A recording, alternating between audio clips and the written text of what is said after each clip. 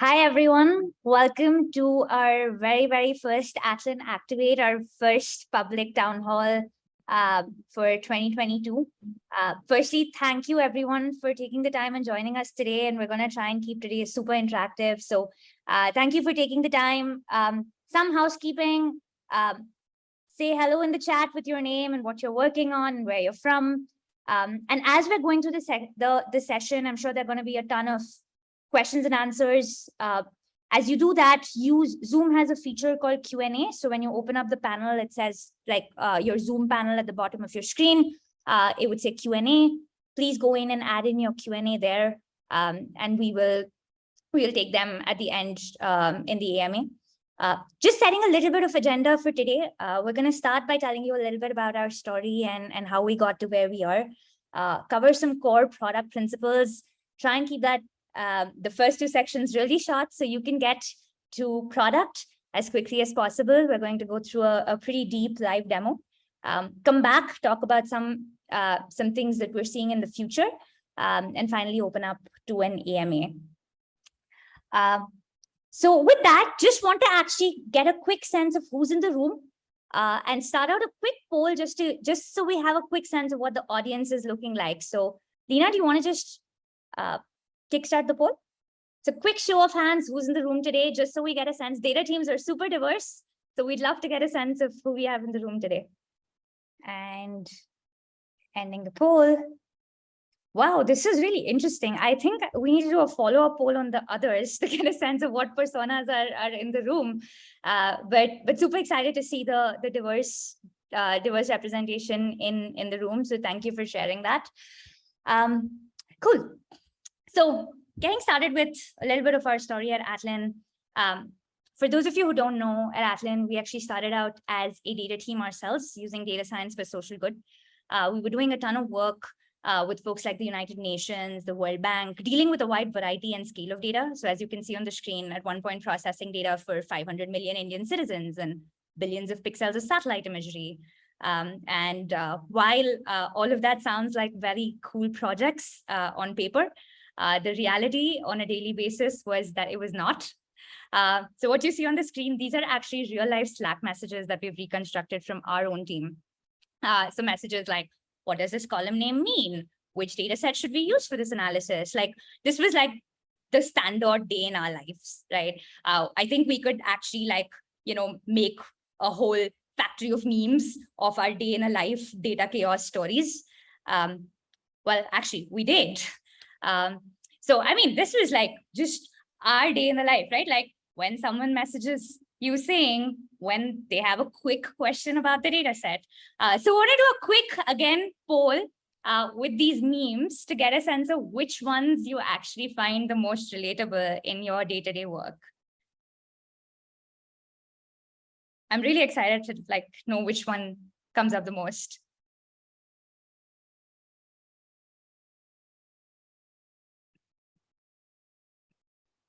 They're all going neck and neck. I can see like the real-time data changing. Okay. Wow, those are the results. I mean, collaboration and trust challenges followed by data service requests. Followed by tribal knowledge was first. Tribal knowledge, the first, followed by collaboration and trust challenges, followed by data service requests, and then onboarding chaos, the hero that has all the context about your data in their head.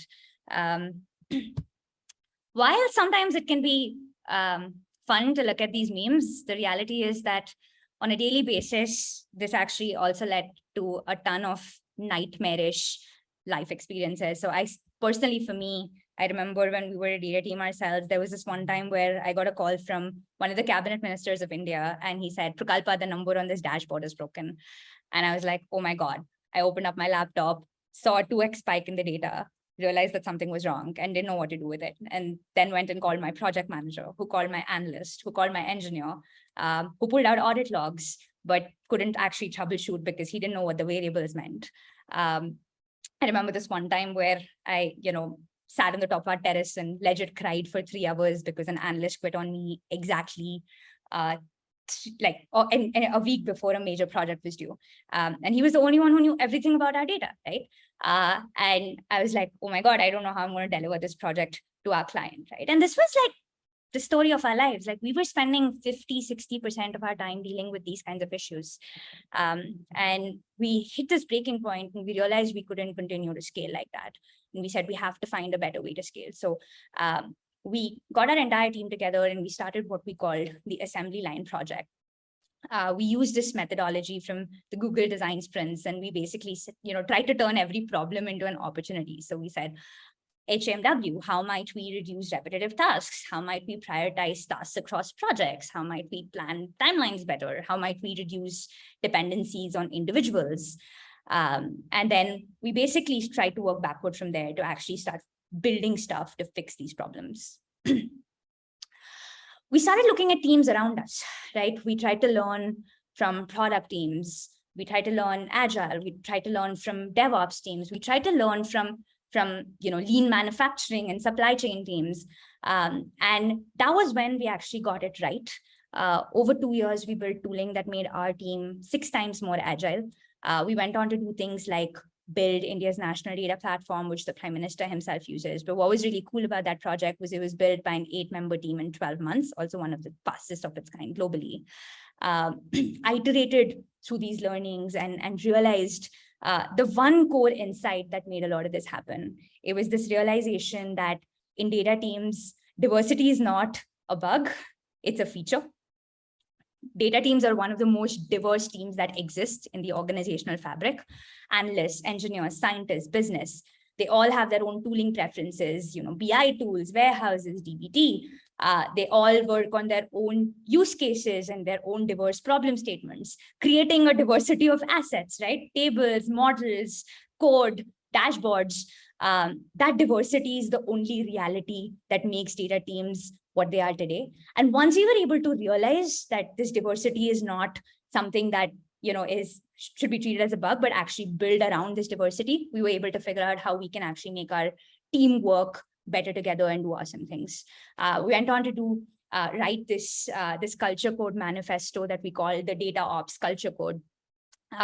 Saying things like data assets should actually be treated and maintained like assets, which means they should be reusable and reproducible. It's a team sport, right?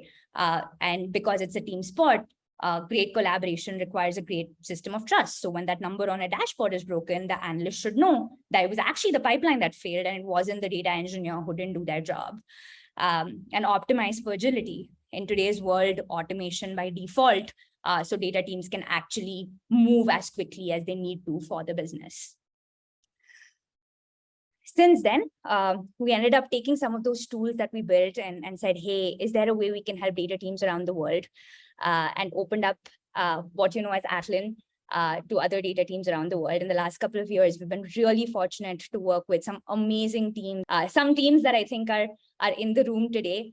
Thank you for joining us in this journey of building out what we hope is the future of how data teams work.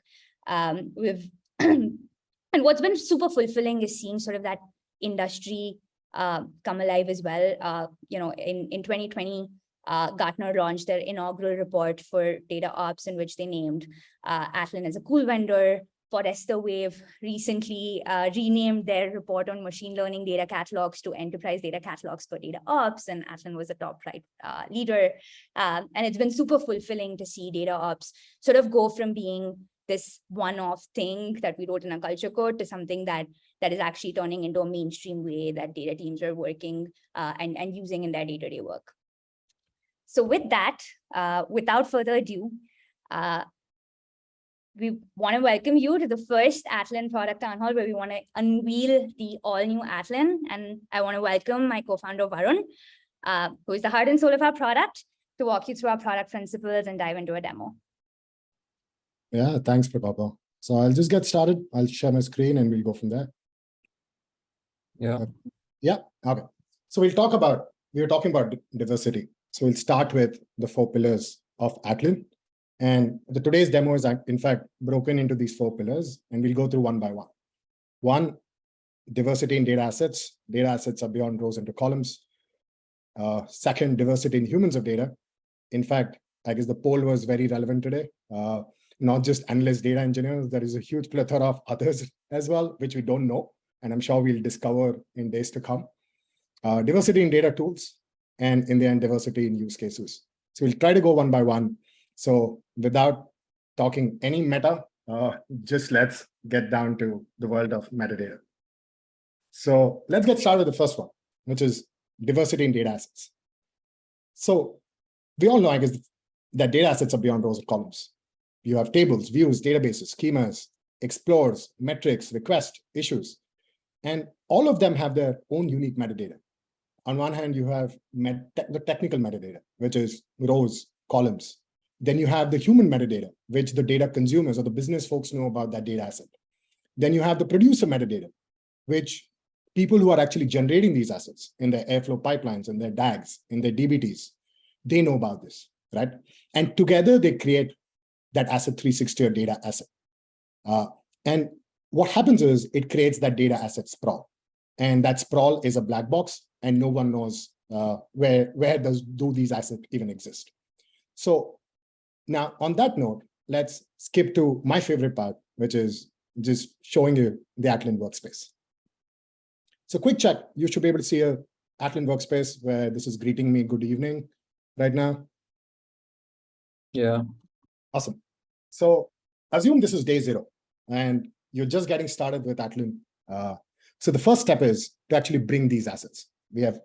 So let's get started. Let's create a new workflow.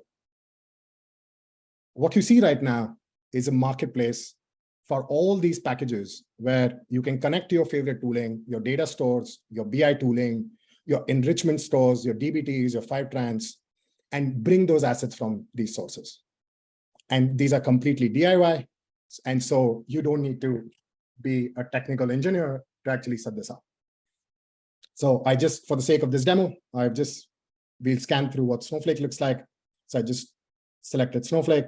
It gives me a complete DIY experiences, 3-step process. You can bring in your credentials, test some authentication, let Atlan know what metadata assets you want to bring in, and you are done. In case you still struggle to set this up, it's backed by some amazing Atlan docs, which are very interactive as well. So you can just check it out. Again, it helps you cater through every step of the process as well. Similarly, apart from Snowflake, you can set up your BI tooling, you can set up your orchestration tooling, and bring all metadata from there.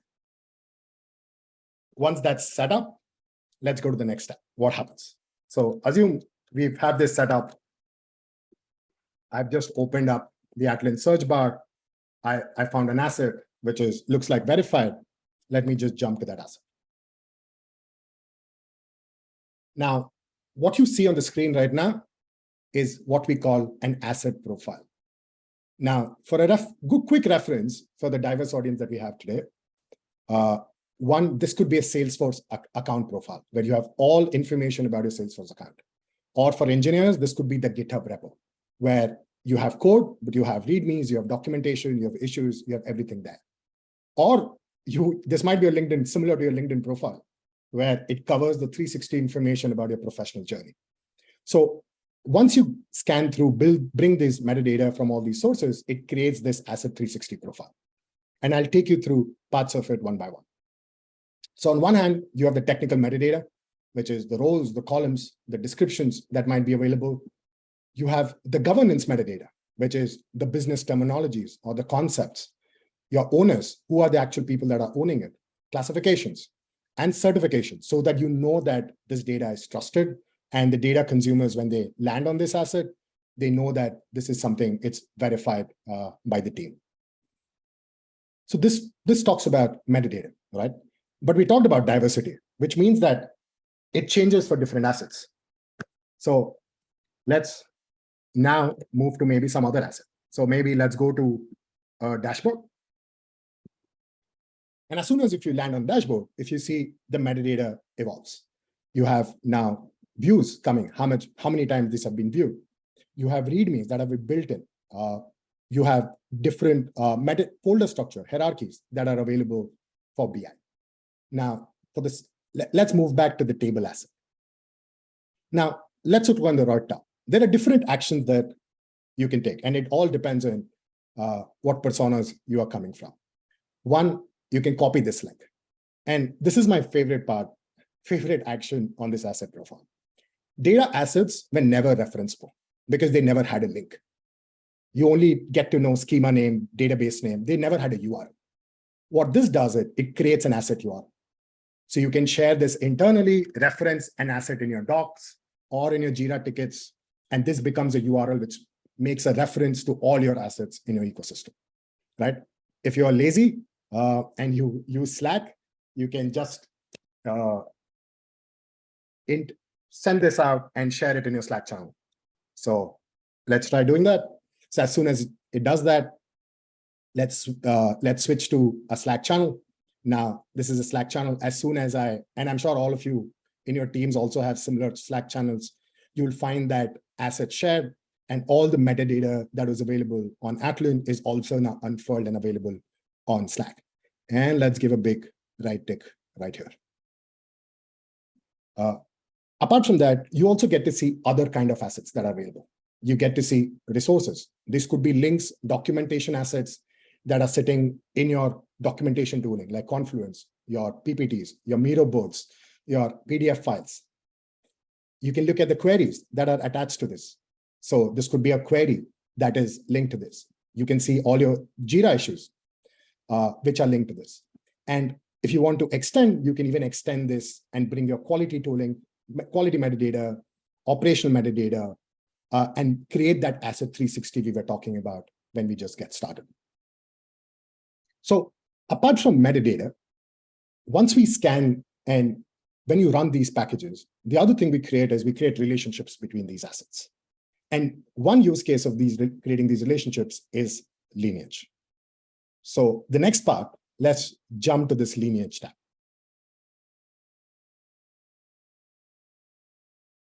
What you see here now is this is the asset we are in. And you see on one hand, this is coming from an upstream table in stuck-out orders. And on the downstream, this is connected to a BI Explorer, which is on Looker. Now, but if you see a big tick, which means that there is further lineage upstream that this is coming in from. And as soon as you click that, now suddenly you see this is coming from a transactional system in stuck-out orders, which might be in Postgres. So if I just zoom out, what this creates is, it creates that end-to-end lineage from your transactional system to your analytical, the first layer, this may be the raw layer. Your final layer, this could be the end user layer, the analytics layer, which also connects to then BI. So the next time you want to do a root cause analysis, why that dashboard number was wrong, you don't need to go to the terrace. You can just come here and figure out what dashboards, what's actually broken. And not only that, you can look at right at the column level. So if I click that department, I could easily see where exactly these columns are getting derived from. And beyond this, we also bring the operational metadata. So if I click this big 5-ton logo and I open this sidebar, you also get to see actually the operational pipeline, which is actually bringing this. So in case you have access to 5-ton, this will actually open up the operational actual pipeline, which is actually running this and bringing this data from Postgres to Snowflake. Now we've created Asset 360. We've leveraged the relationships to create lineage. Now, how do we reuse some of this work that has already been done automatically? So one of the things you can do is, let's click this eval set column. So one of the things we do is, you can quickly add, like, let's say, suppose this was PII and you want to classify this column right at your transactional database.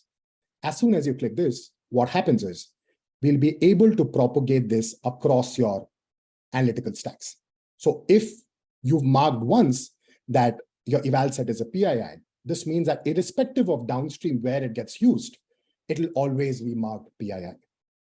And we'll talk about in some of the next part of the demos of how you can actually leverage some of these tags to create governance controls on Atlan. Let's try opening up some more assets. Now, the other thing, if you see, when I clicked this column that popped up was this suggestion. This is a favorite trident bot, what we call it internally, where we give users a metadata nudge, where because we know that this column there's already a description that was set somewhere in maybe the development environment or maybe some other analytical layer, we're able to suggest some of these descriptions. So we're able to reuse some of the existing metadata that already exist in the asset landscape and create and nudge these suggestions. So let's quickly just do an apply, and we've just saved some time for our colleagues when next time they look at these columns. So we've looked at bringing the metadata, we've looked at Asset 360, we've looked at relationships, and we've looked at how do we reuse it. And once you set up all of this for all your connectors, you'll be able to create this powered discovery experience from a data consumption. It has all your connectors, all the metadata, and you can filter through, consume all of that, and discover and consume the asset that you're looking for. Now, one of the common questions that always comes up as soon as data teams get started is when they look at this. They're like, okay, there are 58,000 assets, and we was talking about data sprawl, right? And the first question they start asking each other, why do we have so many assets? And so, which is what we've recently rolled out, like a metadata analytics center, where you can start at an aggregate level, start looking at your assets. So if I select Snowflake, you can quickly see how many assets are there, how many are currently verified, what's the classification looks like. You can look at column, how many PII classification, how many columns exist which are PII tagged, how many are sensitive, of how many are maybe third-party owned. You can start looking at this aggregate information. So on that note, let's get back to our slides. So quickly summarizing of what we saw just right now. We saw a DIY setup experience to bring all your metadata and create rich relationships. We saw an Asset 360 profile, similar to what GitHub repo or your account profiles are.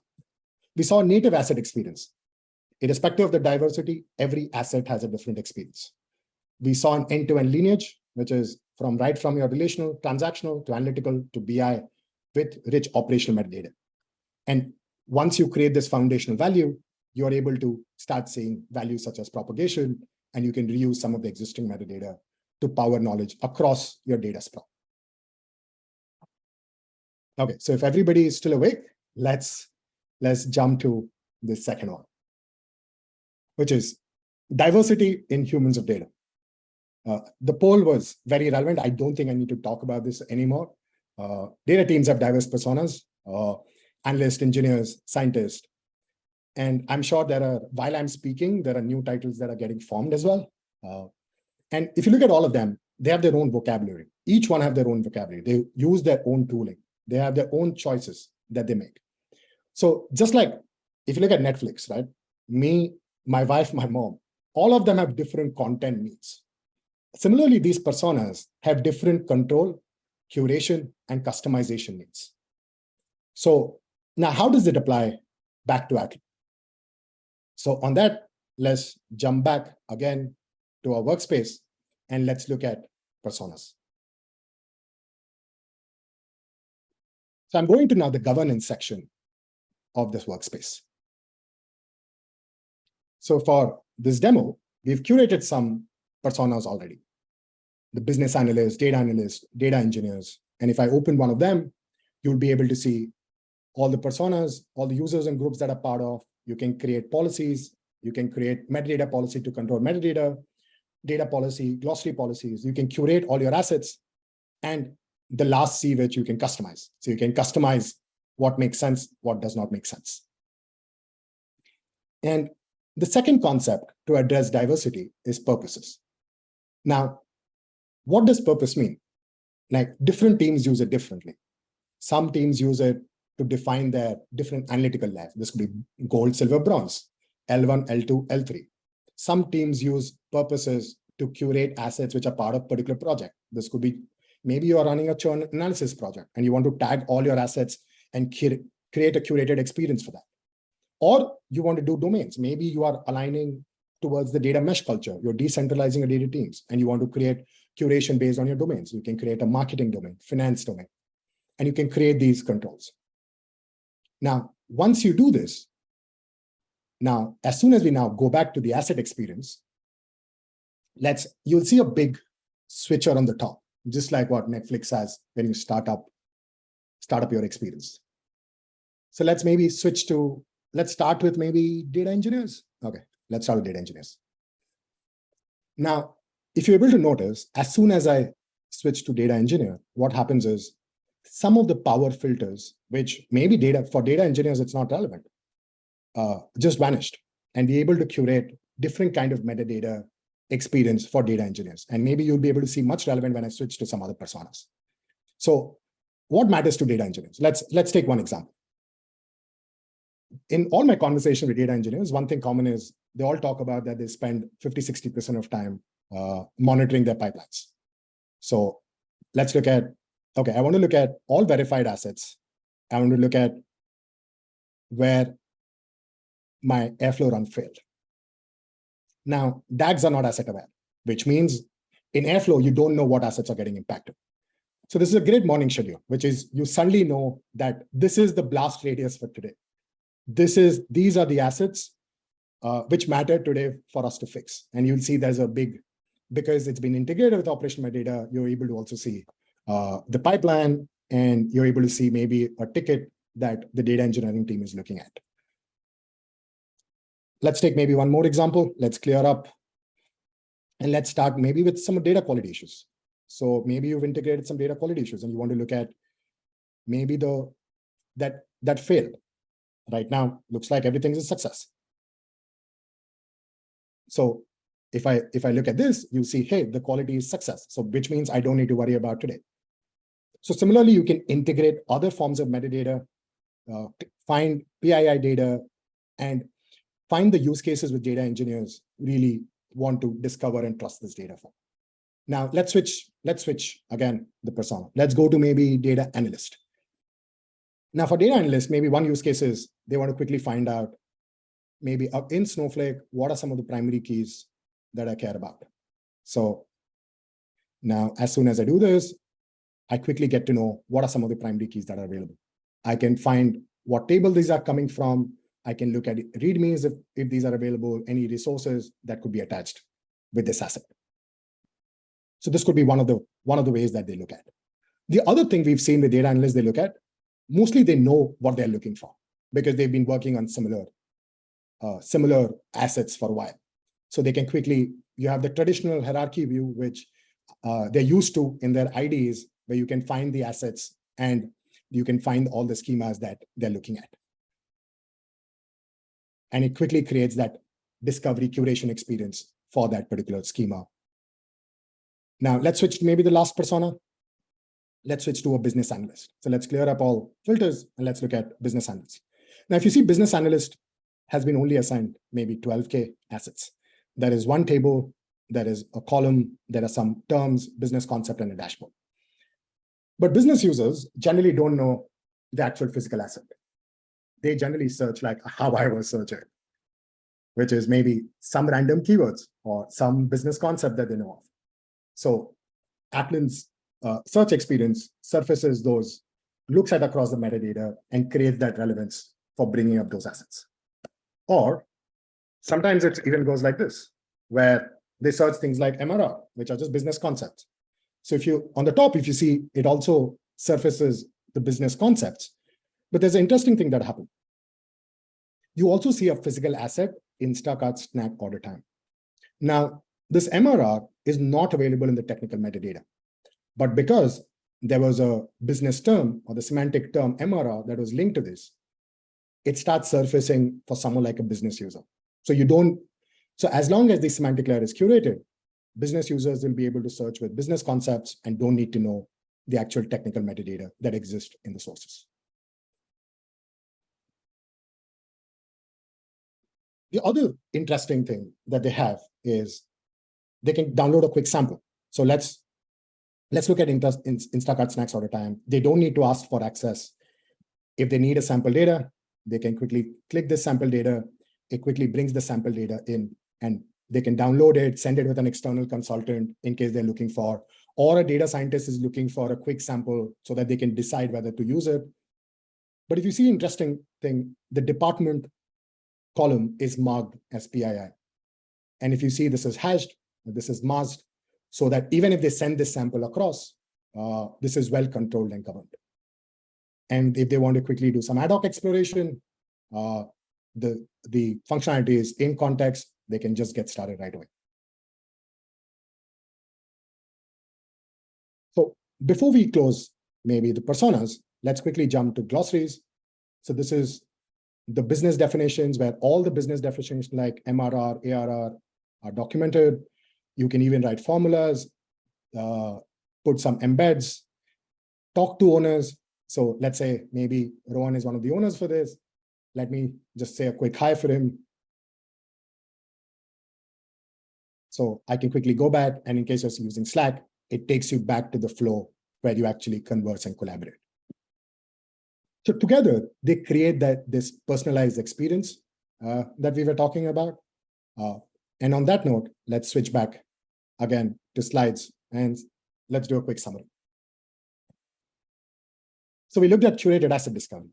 We were able to set up some personas and purposes, and we were able to see curated asset discovery experiences, whether this was filtering by tags, hierarchy, custom metadata, operational metadata, and based on the personas, they were able to find the relevant assets that they're looking for. The other one is you were able to democratize data assets, but with the right governance and control. I'm sure all the IT teams, security teams, they want to democratize it, but they want to put the right access controls in as part of this tool. So one of the things we've done is we've balanced the right amount between democratization and with the right amount of security and access control with these personas. Okay, let's go to the third pillar, which is diversity in data tools. So diverse personas lead to diverse tools. Users want context where they are and in flow, right? We started today's conversation with talking about how we bring metadata from these tools to Atlan. So we started asking us a question: can we bring metadata to the tools itself? Rather than us bringing the metadata from these tools, can we take this metadata back to these tools? So instead of a demo for this, I have a quick video, and then we'll get back to some live demos. Today we'll see 3 things around how Atlan can activate your metadata.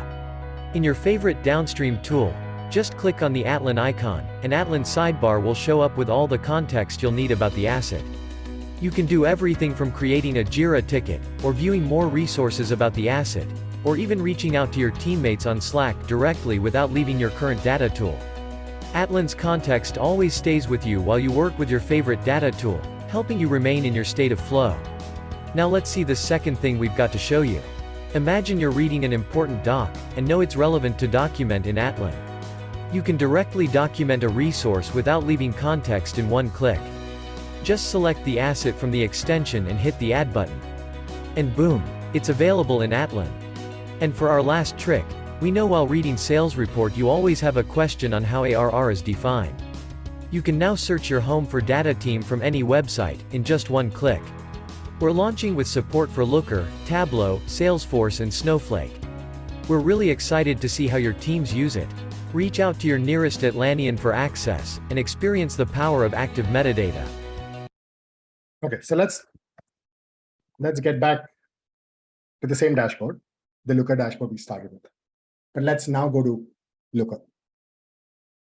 We see a dashboard loading up, but now you will see this Atlan icon on the bottom. This is powered by a Chrome plugin. And as soon as I click this, the same asset preview that we talked about, the same metadata now is available right here. Maybe you realize there is some typo, you want to fix it, add some descriptions, you can do it right away. You want to quickly look at lineage, where it's coming from, what's the upstream, what's the downstream. Or maybe you've realized this dashboard number is wrong, or the dashboard is not loading, which happens quite often. You can quickly look at file a Jira ticket right from here. In fact, there's a request for updating the README and adding some column descriptions so that folks are aware. So this is bringing Atlan into BI. Let's take one more example for this. So this is Snowside, and you have this discovery experiences, and you have this asset. Now the same Atlan icon will start following you now across your data tools, which means you can open it up. You will have the same assets, in fact, available. Oh, there's a small nudge here. Let's apply that. Okay. You can see some custom metadata. If there was any stewards, you can see what activities are happening. If there was a column that was dropped for this, what are some of the column names? And you can quickly document across all of this. So again, bringing the same power of metadata, the 360 profile across your different tooling. Now, what about Slack? So we looked at Looker. We've looked at Snowflake. Let's jump to Slack. So let's go to the same channel, our data team channel. We have some commands. Let's maybe type the favorite acronym. And as soon as you do that, you start getting suggestions, even on Slack. So maybe somebody called out what's the definition that we're using for churn, what's the definition we're using for our quarterly rollout. You can quickly send this to a channel. This becomes available. It gets unfurled. It has a link. People can come back to Atlan, read more about it, or find the relevant assets which are right there. So this is how do you bring Atlan's metadata in context, in flow, in the tools that people really like and spend time on. So let's move back to our slides. Okay, what did we see right now? We looked at from how do you create a silo experience to how do you create an embedded experience. Take the power of metadata and bring it to your favorite tools. We saw context on demand. You're looking at the dashboard on demand. You want all the kind of context that is needed to trust that dashboard or to create your request workflows between your data engineers or the teams that are actually monitoring these dashboards. And reduce switching costs, right? If you're using one tool, you will get the Atlan experience. You don't need to switch back to Atlan. Atlan will be right there as an icon with your tools. Okay, let's go to the last, but not the least, which is you have personas, diverse personas, you have diverse tools, you have diverse assets, which also leads to diverse use cases. And these use cases might depend based on industries, maturity, data stack, or complexity of data. So what we've done from an Atlan perspective is we've made Atlan extendable. So to cater to all kinds of use cases across different teams. So you have open APIs where you can programmatically, so in fact, a lot of the programmatic metadata that you saw could be pushed from something like Airflow. You have a package marketplace where in future, you'll be able to build your own connectors and metadata packages. We are exposing a lot of these events where a column get dropped, or maybe a description got changed, or PI got tagged. We are exposing that for teams to actually leverage that to create their own custom use cases downstream. And in fact, to talk about those use cases, I'm going to pass on to Mark, who leads our sales engineering efforts. We're going to talk about some amazing customers of how they're leveraging some of these extensibility and driving their use cases. So Mark, over to you. Hey, folks. All right. So as Varun kind of walked us through a lot of the product UI functionality for various embedded collaboration use cases and metadata activation on that front, I wanted to walk you through some of the use cases that we're seeing with some of our customers that are very platform driven, so a little bit more difficult to demo. So I thought we would kind of walk you through some of the problem statements and use cases and architectures that are essentially our customers are building on top of Atlan. So the first is with a Fortune 100 technology company. This is a very complex organization. They're managing enterprise data across, 70,000 employees and hundreds of thousands of different customers. They have a very complex data lake environment and have a suite of downstream APIs that are actually consuming the data and are powering their customer experience platform. So it's a bit of a different use case, and it's not necessarily BI tools that are consuming the data from their data lake. rather there's APIs that are powering a platform. Now, there's hundreds of metadata change events that are happening across over 100,000 tables in their data lake environment. And this has caused challenges across two domains. The first domain is on the security side. So if there's a schema change or a data classification change, the security team doesn't really understand or have visibility into what was that schema change, if there was a new column added, what's actually in that column, if a data classification was added or removed, why. And so the triage process is highly kind of reactionary and an extremely manual process to kind of dig through potential changes in the data lake environment. And so this induced a significant risk from a security and compliance perspective. From the other avenue was on the business side that the engineering team was managing. And so they want to understand if there is, say, a schema change that occurs in the data lake environment. What was that change? How is it going to impact their downstream API endpoints that are powering their CX platform? And there's really no human in the loop there because it's not, say, a downstream analyst that might notice something off. It's a downstream system that's consuming the information. So this kind of induces a business risk in that changes to their environment could, impact their own customers. And so that's kind of the problem statement. The after state here, architecture with Atlan. So as Varun had mentioned, we have an extremely extensible and flexible platform. One of the things that we have embedded in our platform is a Kafka queue. This Kafka queue tracks metadata changes. So things like schema changes, things like classification tags being added or removed. And we've opened up this Kafka queue with an integration into AWS Event Bridge so that customers can configure any type of downstream actions based on the change events that we're picking up in Kafka. And so in this flow, the security team is kind of proactively alerted with a WebEx Teams notification, automatically opening up a Jira ticket if any one of these metadata change events occurred. On the engineering side, similarly, notifications that can also programmatically trigger data tests to have an automated kind of remediation workflow. So provide both notifications and visibility to the security teams, as well as immediate actionable steps that can be taken to remediate any issues. And so this really falls into the bucket of programmatic governance. Huge impact in that the customer was going from either no process or highly manual process to really having most of this flow automated, ultimately reducing the kind of business risk as well as the security and compliance risk. Just going to do a quick time check here. It'll take 2 more minutes to cover one more use case.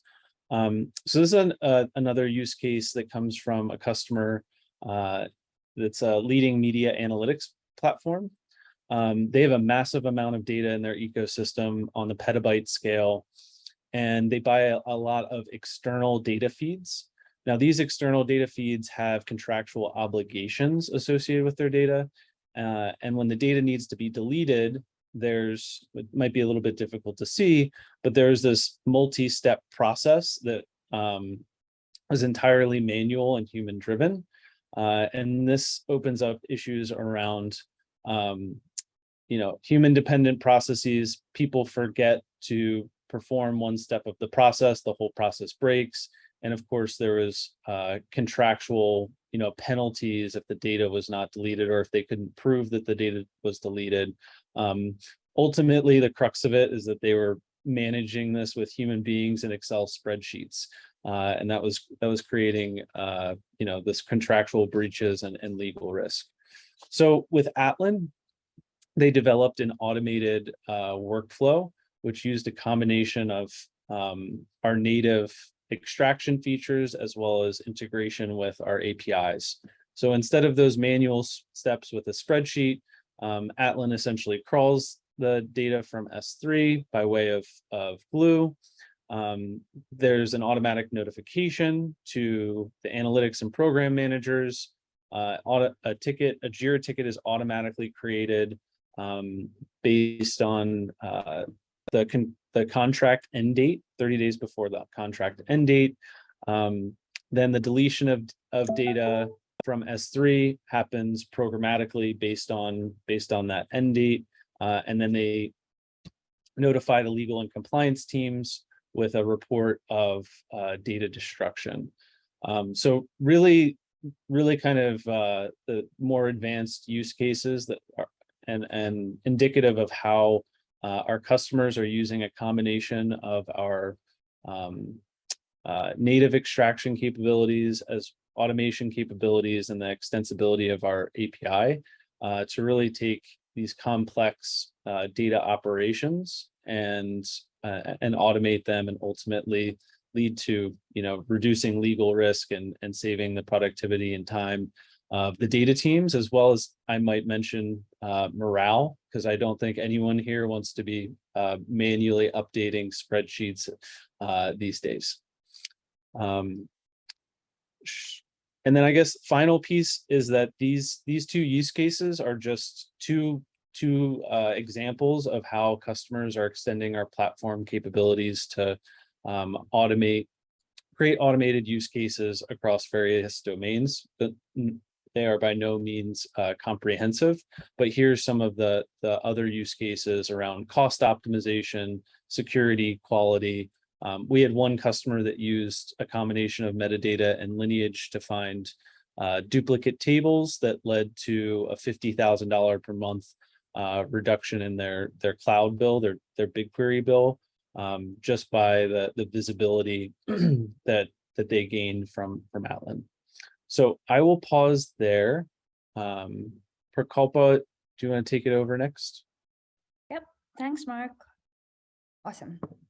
So the one thing that, just want to share, there were a ton of questions that I saw on chat about, do you support this? Or, can we build our own custom connector? And so fundamentally just want to talk about one core thing that in our architecture that helps make this happen behind the scenes. So fundamentally, Atlan is open by design. What that means is that we're fully extensible. This means you could create your own sources and connect into your own sources. You could create your own asset types. We have a customer that's creating API as their asset type that they want to bring in and build an asset profile around. And fundamentally, all of this is built on Kubernetes and Argo, which creates fundamental infinite scalability in your ecosystem. And so with that, we want to actually stop the Atlan demo and talk a little bit on what does this really mean for the future, right? We talked a lot about diversity today. And the reality is that this diversity is only increasing, right? There is an increasing diversity in scale and volume of data. There's an increasing diversity in data infrastructure, data stack, data products. And there's an increasing diversity in data roles, right? Roles like analytics engineers, data platform teams are becoming more and more mainstream today than they ever were before. And this diversity basically means that as data organizations and data people, we are in constant chaos mode. We're constantly reactive, and we're not able to actually take a proactive approach to fixing stuff in our organizations. And breaking this chaos needs a fundamental new approach, right? And this is something that we call data ops. We've talked about the word data ops a lot, but what the heck is data ops, right? So stepping back, let's look at all the other domains in our organizations. Sales teams have sales ops and sales enablement, right? That focus on ramp time and success of the sales team. Our developer teams have DevOps and developer productivity engineering that focuses on developer productivity. Product teams have product ops and agile. So while all of these other domains in our orgs have focus teams that are focused on enabling that function, why don't we have one in the data team, right?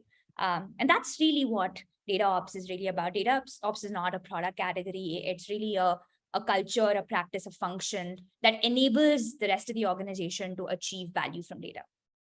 This function doesn't just it doesn't actually execute data or analytics projects. It instead focuses on the tools, processes, automation, and culture that helps the rest of the organization get value from data, right? And the consumers of the data ops team are the data team itself. So improving productivity of the data team, reducing ramp time. We talked about onboarding as a challenge. Data consumers, so enabling self-service, reducing data service requests, and reducing dependencies on the data team. And finally, data platforms itself. The use case that Mark talked about earlier today was a customer experience platform that was actually being fed by metadata to build a ton of automation, right? So as you think about your actual data platforms that are running completely programmatic automated workflows, how do you actually start supporting some of that centrally? So the best analogy that I like to think of in terms of what data ops teams do, revenue ops teams activate revenue data to help organizations improve revenue growth. Product ops teams activate product data to help build better products. Data ops teams activate data, which is metadata, to help organizations achieve value from their data. We've used this word activate quite a bit today, right? Activate metadata and bring it back into your daily workflows. What does activation really mean? So before we, summarize what we mean by active metadata, I think it's important to actually understand what's the before state, right? What is the traditional, what is the current state?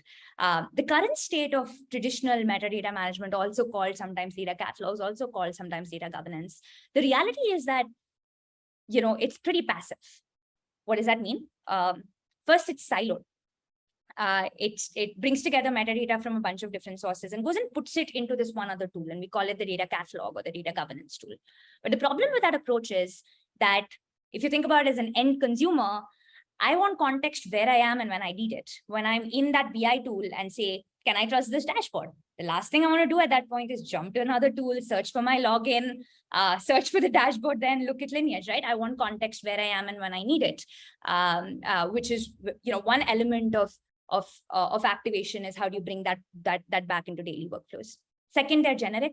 Varun talked a lot about personalization, so I won't go deeper into this, but context means very different things to different people, right? A data engineer, when they look at that same table, they care about the quality tests and the pipeline metrics. An analyst, when they look at that same table, they care about column descriptions and frequency distribution. When Netflix can give you and me completely personalized experiences, why can't we do something like that for our data teams? And third, they're pretty closed systems, right? They're relatively manual. Metadata goes in and gets logged up. And can't really drive a ton of programmatic value that metadata can do today in the ecosystem. And so what we mean by going from passive to active is really, how do you go from taking metadata from a silos to actually embedding it back into the day-to-day workflows of teams, be it through a Chrome extension that follows you through your browsers and all your data tools, be it in Slack, be it in Jira. How do you go from generic to super personalized experiences so that every data user gets exactly the context that they need at the time that they need it? And third, how do you go from closed to truly open by default, where metadata can be used and leveraged for a ton of programmatic use cases, from cost optimization, security, observability, and so on. And so with that, I want to end with my version of I Have a Dream, which was the song that was playing when we started today, if you heard the lyrics. We're on, at Atlan, on a mission to help data teams do their life's best work. And we hope that we see that change as teams go from being passive, siloed, generic, logged in, to truly active, embedded, personalized, and open, to build a truly data ops driven culture. With, we talked about right at the start of this, the biggest challenge being trust and collaboration. So truly trust focused and collaborative environment.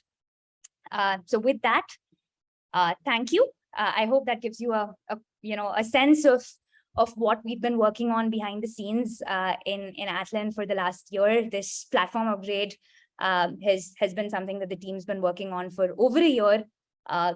Taking feedback from all the data teams that we work with to truly understand what it'll take to sort of create that next generation of metadata.